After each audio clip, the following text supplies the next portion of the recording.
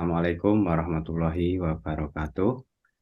Kembali Waalaikumsalam. lagi bersama kami Aswajanesia TV Official. Kali ini kita kedatangan tamu lagi, Mas Abdul Aziz Al-Hafidh MPD, dan beliau ini merupakan guru di SD Al-Azhar dan juga santri ya, Gus, dan menghafal Al-Quran. Nanti kita akan tanya-tanya terkait tema kita pada kali ini, yaitu bagaimana sih dinamika, bahkan mungkin nanti kita menyinggung otoritas sumber ya dalam belajar agama Islam, tentunya melalui AI, Artificial Intelligence atau kecerdasan buatan. Nah, sebelum kita tanya-tanya, perlu kita sampaikan bahwa di era digital seperti ini ya, banyak sekali produk-produk AI yang berkeliaran. Bahkan tiap hari itu muncul sekali banyak sumber-sumber yang bisa kita jadikan sebagai alat atau tool dalam mendapatkan pengetahuan.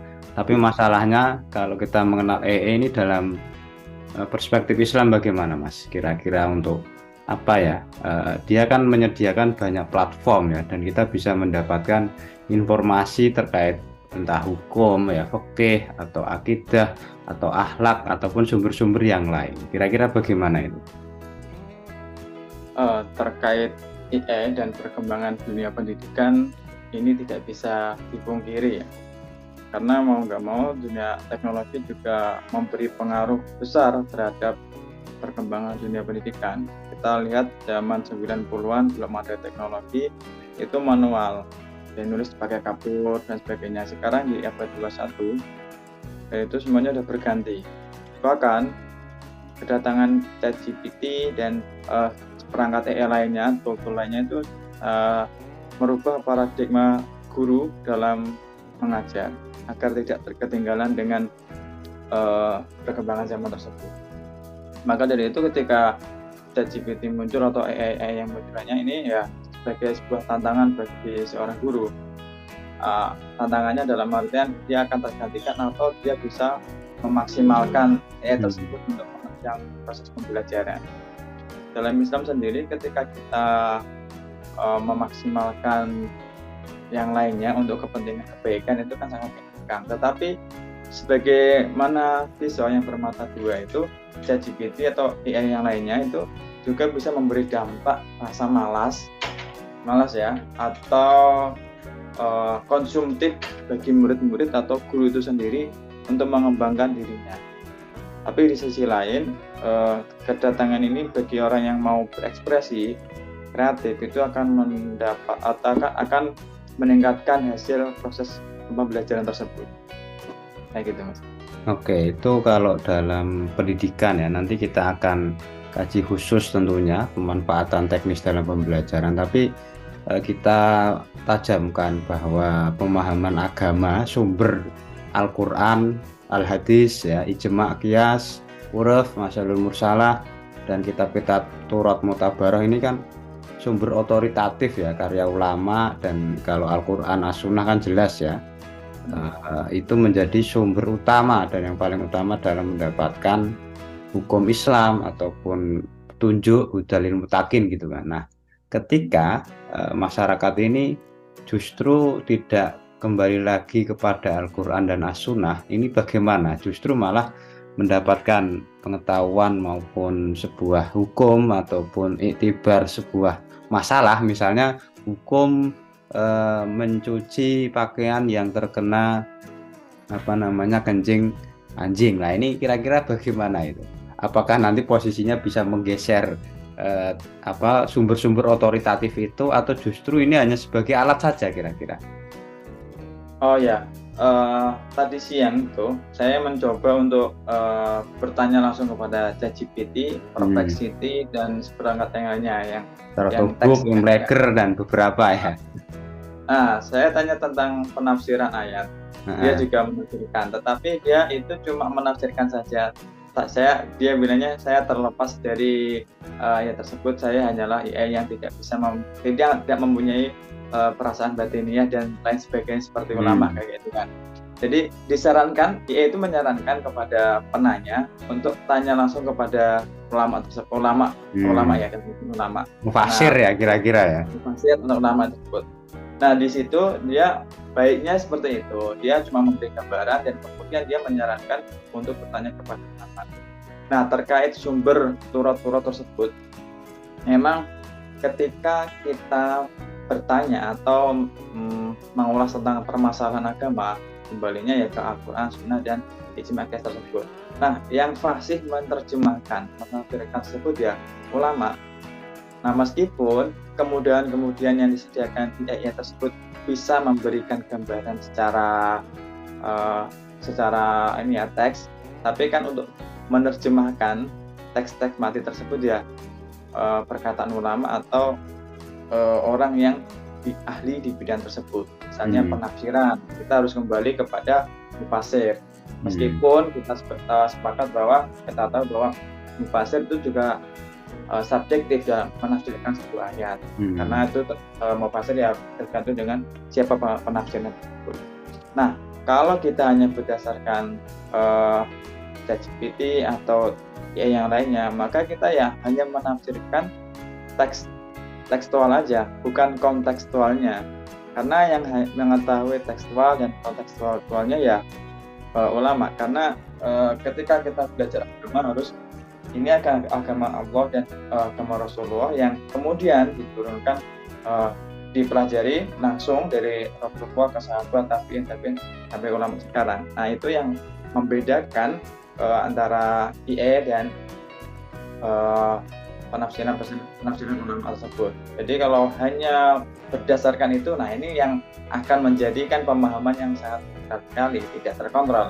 Dia bebas menafsirkan sesuai yang dia ketahui, bukan pemahaman ulama. Oke, saya memang mencoba beberapa produk ataupun platform atau tool EE ya. Yang memang yang paling populer ChatGPT, kemudian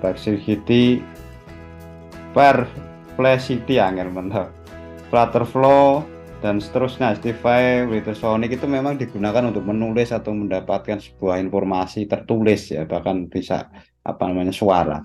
Tapi memang kalau dalam konteks misalnya kita tadi disinggung soal penafsiran, ya memang mereka memang terbatas dan kenyataannya kita harus kembali ke sumber otoritatif. Tadi disebutkan bahwa misalnya terjemahan surat Al-Baqarah misalnya ayat sekian, itu pasti mereka ngeluh ya.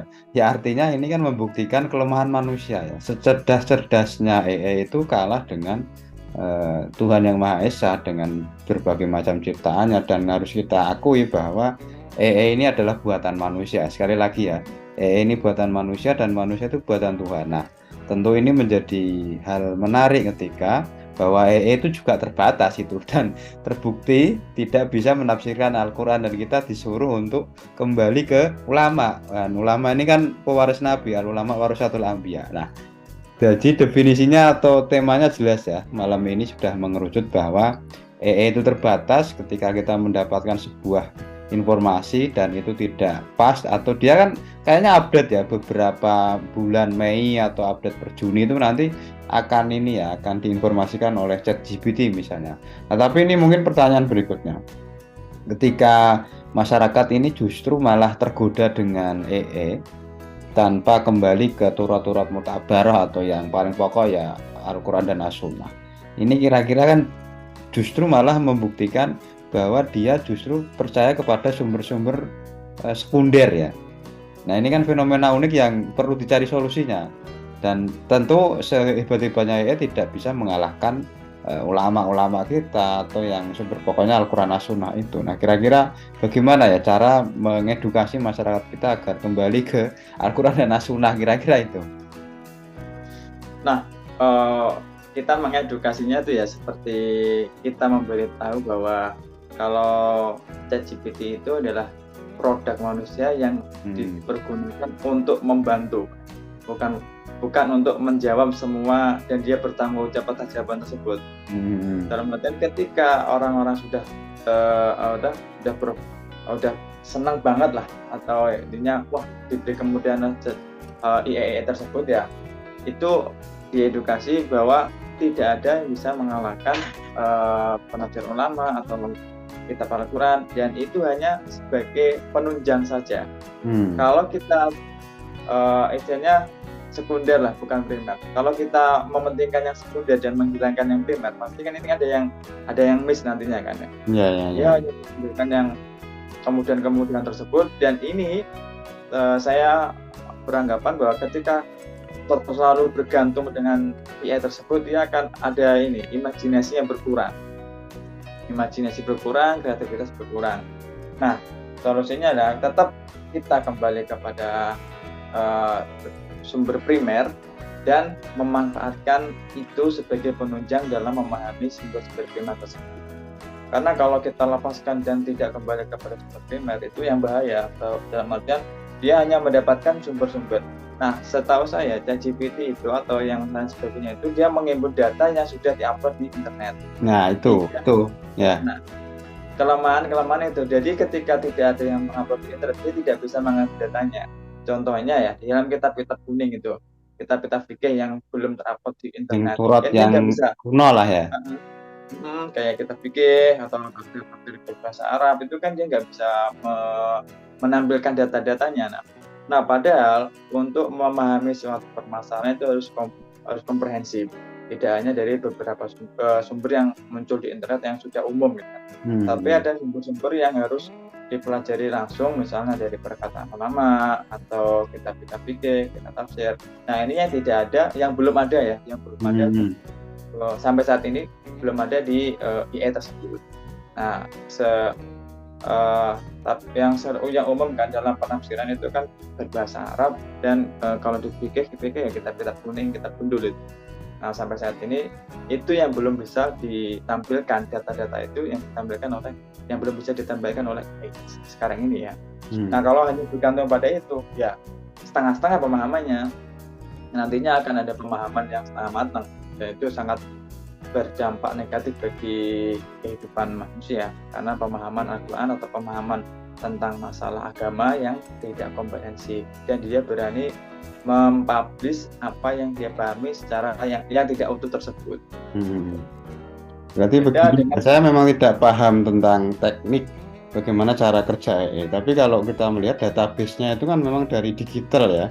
Digital itu memang diambil dari sumber internet, punya algoritma yang memang dia bisa merangkum dari sumber-sumber yang sudah terupload ya, baik itu di platform video, jurnal, ataupun tulisan teks di internet seperti itu. Nah, kalau berbicara seperti ini berarti ya itu tidak bisa menggantikan Al-Quran dengan As-Sunnah ya, sehebat apapun jenis EE-nya. Dan tentu kalau kita tadi disampaikan turat-turat mutabaroh yang belum pernah sekali di-upload, bahkan tulisannya berbahasa Arab dan Arab pegon, tentu EE juga mumet, karena kayaknya ya hampir semuanya itu memang basisnya adalah bahasa Inggris ya.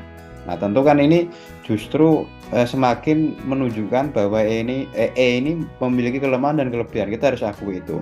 Salah satu kekurangannya adalah dia tidak bisa menerjemahkan atau menjelaskan, menginformasikan turat-turat yang memang sangat kuno, turat mutabaroh, apalagi manuskrip ya, suluk, kidung dan seterusnya. Tentu ini juga menjadi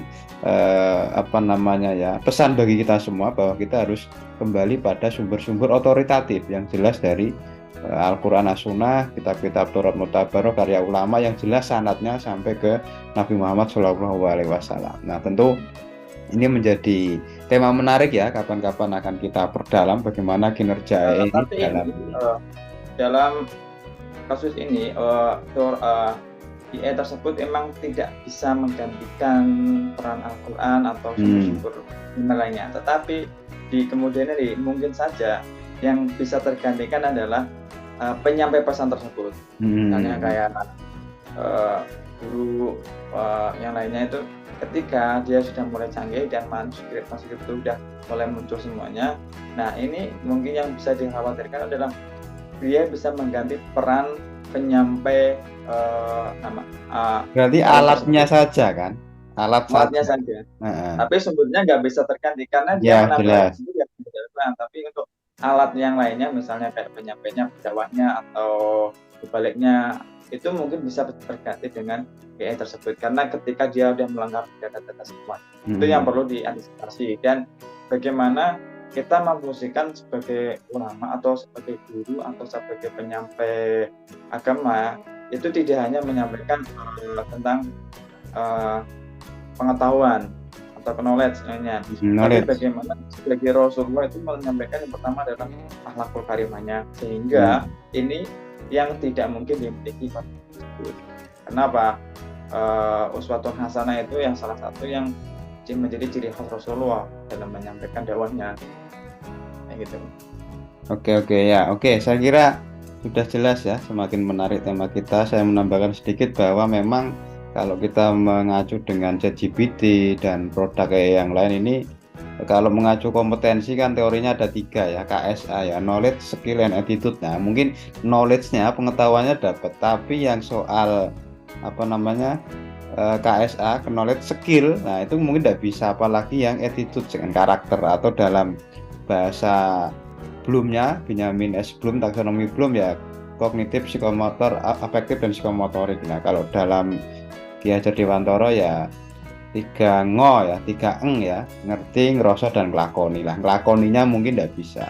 Ya, oke, itu terima kasih atas waktunya Mas Haji, semoga bermanfaat. Dan saya simpulkan bahwa maupun ChatGPT dan produk yang lain selamanya tidak bisa menggantikan Al-Quran. Dia hanya sekadar alat untuk memudahkan, bisa jadi untuk menambah informasi, tapi bukan sumber pokok dan sumber primer. Dia hanya sekunder, bahkan sekundernya nomor berapa, tetap kita harus kembali ke Al-Quran, As-Sunnah, dan tambahannya ijma', qiyas, dan lain sebagainya. Dan kita harus berpatron pada ulama sebagai warasatul anbiya atau pewaris Nabi. Mungkin itu ya yang bisa kita kaji pada pertemuan kali ini. Semoga bermanfaat. Saya akhiri. Wassalamualaikum warahmatullahi wabarakatuh.